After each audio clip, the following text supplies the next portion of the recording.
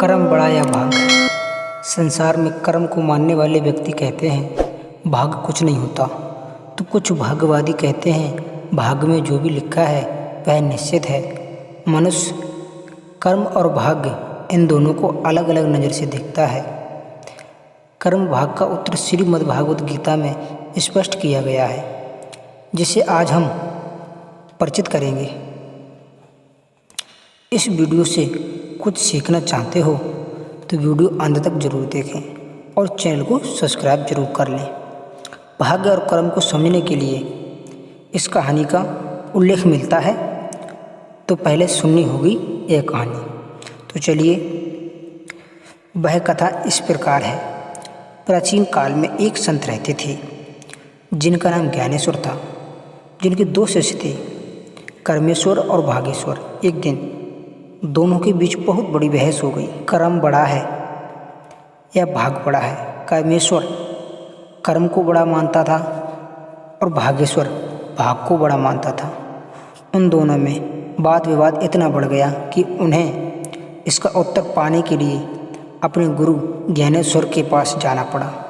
उन्होंने कहा कि गुरुजी, कर्म बड़ा है या भाग? तब गुरुजी बोले, इसका जवाब मैं तुम्हें कल दूंगा। प्रातःकाल तुम दोनों मेरी कुटिया के आगे सुबह सुबह मिलना। इतना कहकर ज्ञानेश्वर ध्यान लगाने चली गई और अगले दिन कर्मेश्वर और भागेश्वर गुरुजी की कुटिया के बाहर आए। तब उन्होंने उन दोनों को ले जाकर, बहुत अंधेरा था, उस कुटिया में बंद कर दिया।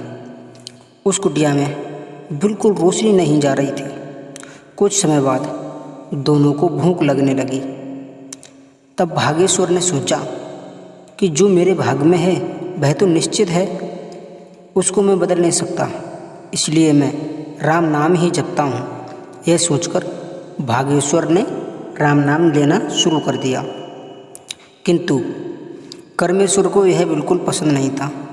उसने सोचा, मुझे कर्म करना पड़ेगा वरना मैं भूखा मर जाऊंगा। फिर कर्मेश्वर खड़े होकर उस कुटिया में खाने पीने की चीज़ें देखने लगा। देखते समय कभी उसका सर किसी दीवार से टकरा जाता तो कभी उसके पैर में चोट लग जाती, किंतु न वह थका न उसने हार मानी। बहुत प्रयत्न करने के बाद उसे एक मटका मिला। जब उसके हाथ में एक मटका लगा तो उसने उस मटके में हाथ डाला तो उसे उस मटके में चना मिले। कर्मेश्वर चने पाकर इतना खुश था कि वह अपनी खुशी का कोई ठिकाना नहीं रहा। फिर वह वहाँ बैठकर उन चनों को खाने लगा।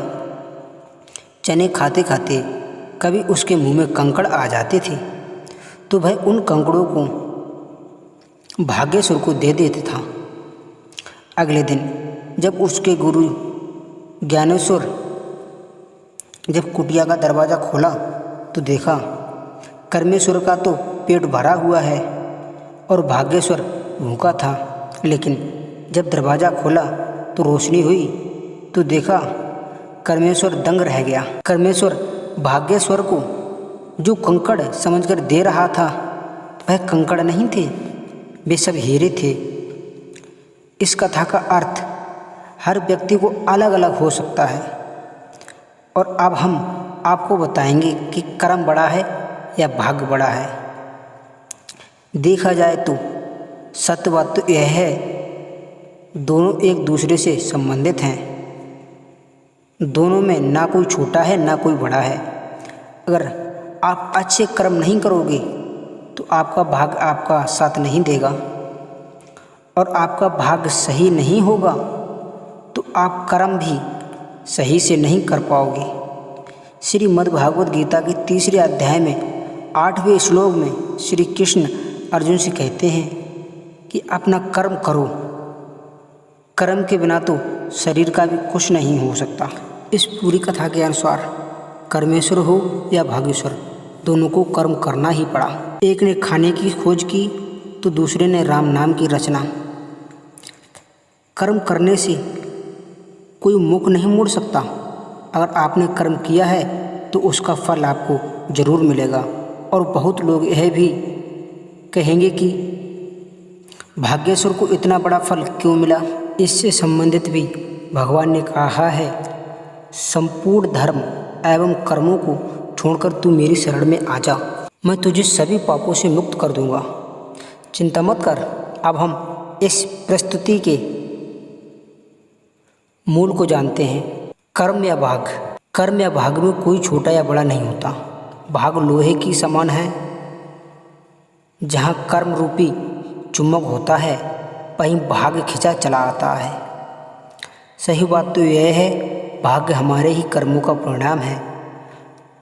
अनुकूल कर्म किए जाए तो भाग्य को अपनी ओर मोड़ा जा सकता है, परंतु भाग्य के सहारे बैठकर कर्मों से दूरी बना लेना ही पराजय, दुख और परेशानियों का कारण बन जाता है।